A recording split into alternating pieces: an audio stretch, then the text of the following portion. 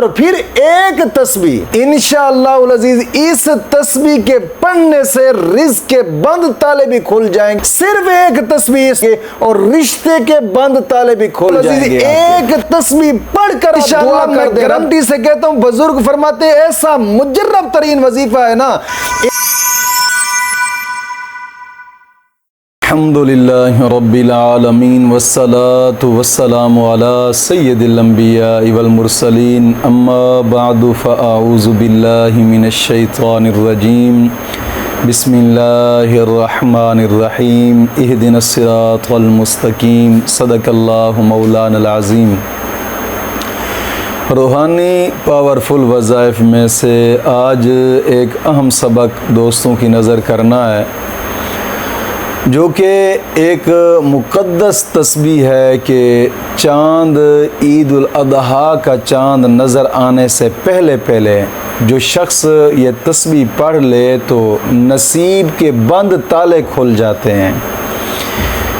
और दोस्तों याद रखिएगा कि इस तस्बीह को आप हर जायज़ मकसद के लिए कर सकते हैं। मिसाल के तौर पर रिश्ता नहीं हो रहा, या रिश्ता होता है होकर टूट जाता है, या फिर होता ही नहीं है, या फिर आते हैं देख कर चले जाते हैं, नसीब बंद हैं, या फिर रिज़्क़ की बंदिश है, रिज़्क़ नहीं खोल रहा, या कोई और जायज़ मकासद हैं, या मियाँ बीवी के अंदर ना इत्तिफाकियाँ नचाकियाँ हैं, घर के अंदर ना इत्तिफाकियाँ नचाकियाँ हैं, खा कोई भी जायज़ मकसद है, ये वो लाडली और कमाल और मुजर्रब तस्बीह है।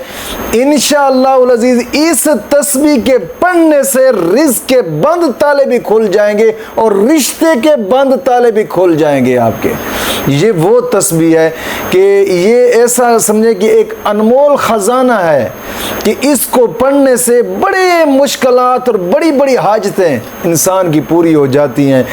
ये इस मुक़द्दस माह के आखिर के अंदर और चाँद नज़र आने से पहले पहले किसी भी वक़्त आप पढ़ सकते हैं। बेशक वो दिन है या रात है, या दोपहर का वक़्त है, या शाम का वक़्त है, सुबह का वक़्त है, किसी भी वक़्त आप पढ़ सकते हैं। लेकिन कोशिश करनी है, इस तस्बीह को पढ़ने के लिए चंद शराइत हैं, इन शराइत पर अमल करना ज़रूरी है। सबसे पहली चीज़ कि जब इसको पढ़े तो रोज़ा होना चाहिए। ये नफिल रोज़ा है और नफिल रोज़े का वैसे भी सवाब है। आका करीम सल्लल्लाहु अलैहि वसल्लम का फरमान मुबारक है, हुजूर ने फरमाया कि नफिल चीज़ है वो रकातें हैं या रोज़ा है, इनका सवाब इंसान को समंदर की झाग के बराबर मिलता है। अब अंदाज़ा करें समंदर कितना बड़ा है, बहुत बड़ी हद है उसकी, उसको लामहदूद तो हम नहीं कह सकते क्योंकि उसकी हदें हैं, तो झाग इतनी है कि इंसान उसका अंदाज़ा नहीं कर सकता। हुजूर ने फरमाया समंदर की झाग के बराबर उसको सवाब मिलता है रब ताला की तरफ से। और रोज़ा चीज़ भी ऐसी है कि इसका अजर खुद रब अता फरमाता है। रब ताला को रोज़े वाला शख्स बहुत पसंद है, बहुत पसंद है। इस तस्बीह को पढ़ने के लिए सबसे पहली चीज़ जो है ना, रोज़ा होना चाहिए। बेशक आज सुबह आप रोज़ा रख लें कि आखिरी दिन है, रोज़ा रख लें तो बेहतर है। सबसे पहली चीज़ रोज़ा होना चाहिए। और दूसरी शर्त बावुज़ू इंसान होना चाहिए, सारा दिन बावुज़ू रहे, जिस दिन भी आपने पढ़नी हो। ये नहीं है कि अब पढ़ लिए तो बस अब पढ़ लेने के बाद जनाब सारा, क्योंकि जिस वक्त तक रोज़ा है उस रोज़े के दरमियान आप किसी भी वक्त पढ़ें, किसी भी वक्त बैठ कर आप पढ़ें। रोज़ा भी होना चाहिए और बावुज़ू होना चाहिए इंसान। और बावुज़ू की वैसे भी वुज़ू की बड़ी फजीलतें हैं। जब इंसान वुज़ू करता है, जब मुंह धोता है तो हदीस पाक में आता है मुंह के सारे गुनाह धुल जाते हैं। जब बाजू धोता है बाजुओं के गुनाह धुल जाते हैं। जब सर का मसा करता है सर के गुनाह धुल जाते हैं। जब पाँव का मसा पाँव धोता है पाँव के गुनाह धुल जाते हैं। और हदीस पाक में आता है जब मुकम्मल तौर पे वुज़ू कर लेता है ना बंदा, तो उस वक्त इंसान के पूरे जिस्म के गुनाह जनाब अली धुल जाते हैं। दोस्तों वुज़ू की वैसे भी बड़ी फजीलत है। जब मेराज की रात आका करीम सल्लल्लाहु अलैहि वसल्लम मेराज पे गए ना, तो जब वापस तशरीफ़ लाए तो हज़रत बिलाल से फरमाया कि बिलाल, कौन सा अमल है जो तू करता है? मैं जन्नत में गया हूँ तो जन्नत में अपने पाँव के आगे आगे तेरे पाँव की आहट को सुना है। तो हज़रत बिलाल अर्ज़ करते हैं, या रसूल अल्लाह सल्लल्लाहु अलैहि वसल्लम, और तो कोई अमल नहीं है, बस एक अमल है मेरे पास।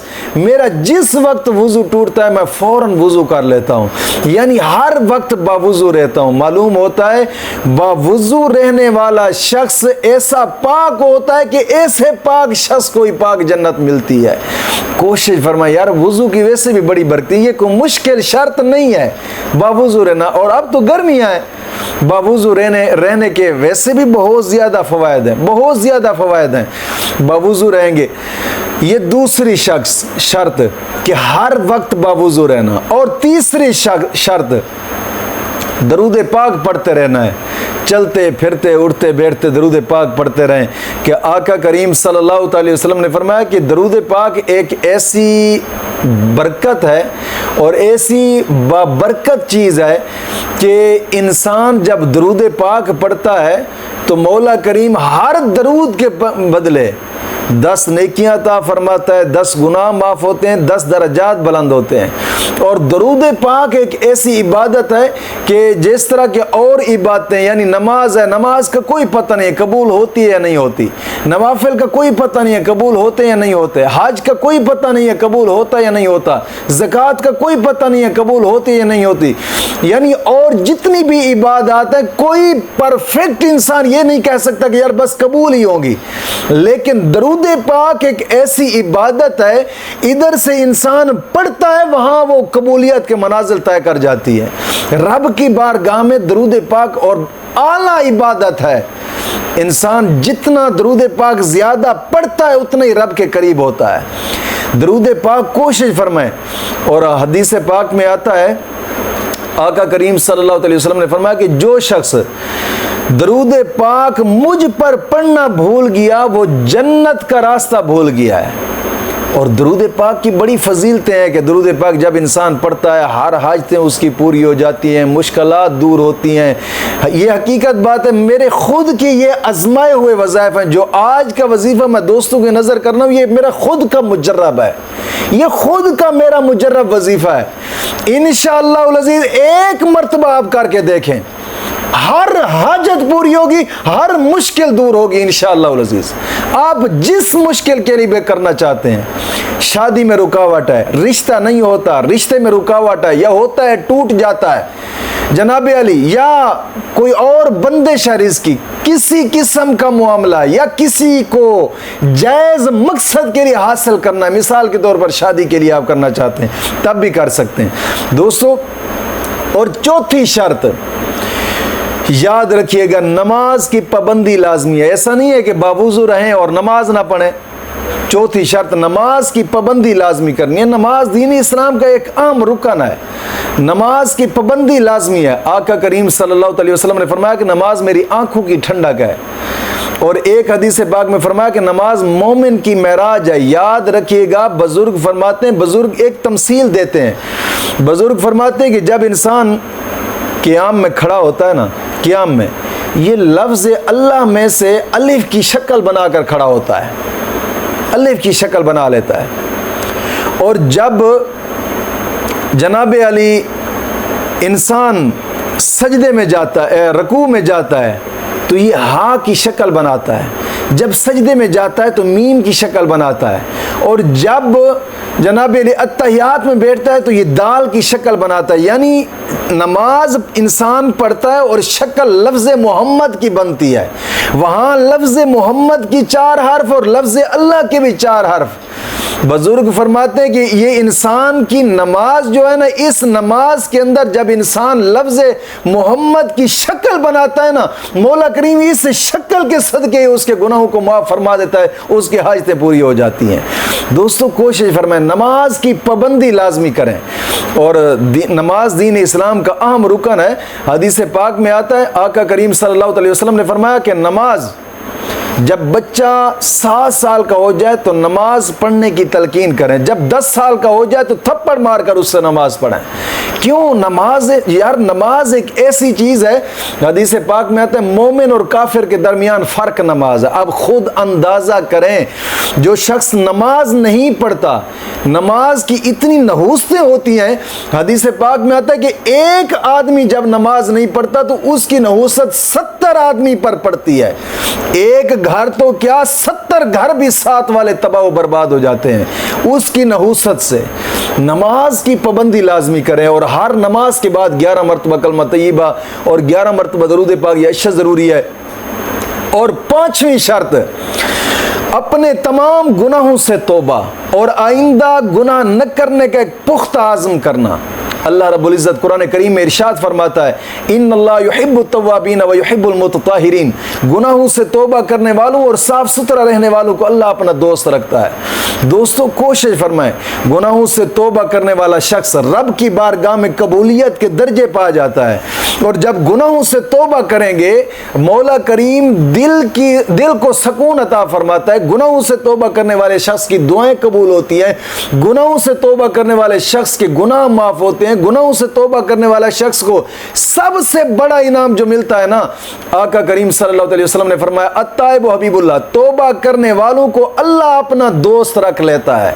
दोस्तों, कोशिश फरमाएं, गुनाहों से पुख्ता तौबा करें और आइंदा गुनाह न करने का एक पुख्ता आज़म करें। हदीस पाक में आता है, जो शख्स गुनाहों से सिद्के दिल से तौबा करता है, तौबा करने के बाद वो ऐसे होता है गोया उसने गुनाह किया ही नहीं है। दोस्तों, कोशिश फरमाएं। और एक हदीस पाक में फरमाया, आका करीम सल्लल्लाहु अलैहि वसल्लम ने फरमाया कि जो शख्स गुनाहों से तौबा करता है, मौला करीम उसको ऐसा अपना कुर्ब अता फरमाता है कि जैसे और किसी इंसान को कुर्ब हासिल नहीं होता। दोस्तों, कोशिश फरमाएं, गुनाहों से पुख्ता। तो ये ज़िंदगी 4 दिन की है, गुजर जाएगी। बुजुर्ग फरमाते ज़िंदगी 3 सांस का नाम है। एक ले लिया, दूसरा ले रहे हैं और तीसरे का पता भी नहीं ले सकते या नहीं ले सकते। इतनी मुख्तसर ज़िंदगी है। कोशिश फरमाएं, इस मुख्तसर ज़िंदगी को दीन के साथ गुजारें, दीन के मुताबिक गुजारें, दीन पर चलते हुए गुजारें। जिंदगी वैसे गुजर जाएगी, आप गुनाहों में गुजारेंगे भी गुजर जाएगी, ऐसे गुजारे में भी गुजर जाएगी, तौबा करके गुजारेंगे भी गुजर जाएगी। लेकिन बेहतरीन जिंदगी वो है जो दीन के मुताबिक इंसान गुजारे। दोस्तों, कोशिश फरमाएं। और 6ठी शर्त, कोशिश फरमाया करें वक्तन फवक्तन कुरान करीम की तिलावत लाजमी करें। लाजमी उस दिन तो ऐसे समझे कि शर्त है ना, फर्ज है, जिस दिन आपने ये तस्बीह पढ़नी है। अगरचे 2 रकू पढ़ें, 4 रकू पढ़ें, कुरान जितना ज्यादा पढ़ें पढ़ सकते हैं, लेकिन कोशिश फरमाएं कुरान करीम पढ़ने के बाद दुआ करें। कि हदीस पाक में आता है कि कुरान करीम की तिलावत करने के बाद इंसान जो भी जायज़ दुआ मांगे, मौला करीम उसकी दुआ को कबूल फरमाता है। और वैसे भी हदीस पाक में आता है कि कुरान के हर हर्फ पर मौला करीम 10 नेकियां अता फरमाता है, 10 गुनाह माफ़ होते हैं, 10 दर्जात बुलंद होते हैं। और कुरान करीम की तिलावत करने के बाद इंसान जो जायज़ दुआ मांगे, मौला करीम उसकी दुआ को भी कबूल फरमाता है।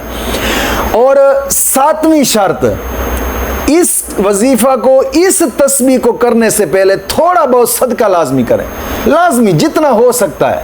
लाजमी नहीं है कि कोई लाखों करोड़ों रुपए हो, बल्कि अल्लाह के रास्ते पे 1 रुपया भी सिद्के दिल से खर्च किया हो, इखलास से खर्च किया हुआ, वो सदका भी इंसान की जरिया निजात बन जाता है। दोस्तों, कोशिश फरमाएं, हदीस पाक में सदका इंसान के लिए जहन्नम के 70 दरवाजे बंद कर देता है और सदका जन्नत के 70 दरवाजे खोल देता है। कोशिश फरमाएं कि सदका बेशक थोड़ा करें, अपने करीबी रिश्तेदार, कहीं करीबी गरीब यतीम मस्कीन है उन पे खर्च कर दें, या फिर जनाबेली मस्जिद कहीं ज़ेर तामीर है मस्जिद पर खर्च कर दें। कि हदीस पाक में आता है कि जो शख्स मस्जिद के तामीराती काम में आधी ईंट खर्च करता है, मौला करीम उसका भी महल जन्नत में बना देता है।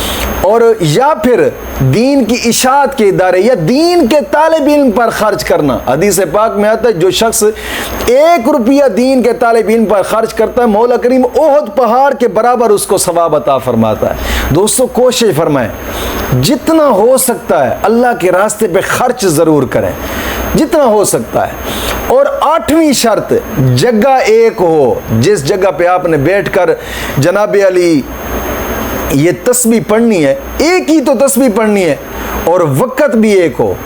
जगह भी एक हो, यानी एक जगह मैं इसलिए कह रहा हूं एक मरतबा तो तस्बीह पढ़नी है, जगह इसलिए एक कह रहा हूं कि उस ही जगह पर नवाफिल पढ़ने हैं, यानी जिस जगह पर नवाफिल पढ़े तस्बीह भी उसी जगह पे बैठ कर ये पढ़नी है। जगह भी एक और वक़्त भी एक। कोशिश फरमाएं, यानी जिस वक्त आपने नफिल पढ़ने, नफिल के फ़ौरन बाद उसी वक्त भी आपने ये तस्बीह पढ़नी है। इन 8 शराइत पर अमल करके आप इस वजीफे को करें, इंशाअल्लाह अज़ीज़, इंशाअल्लाह अज़ीज़। मैं गारंटी से कहता हूँ ईद से पहले पहले जनाब अली निकाह ना हो तो फिर कहना इंशाअल्लाह अज़ीज़। या मंगनी करना चाहते हैं आप, चाहते हैं कि इंशाअल्लाह तस्बीह इस नियत से पढ़ेंगे तो ईद से पहले पहले पक्की बात होगी इंशाअल्लाह अज़ीज़। ये एक ऐसा मुजर्रब तरीन वजीफा है, इंशाअल्लाह अज़ीज़ करने के बाद इसके करिश्मे आप खुद देख लेंगे इंशाअल्लाह अज़ीज़।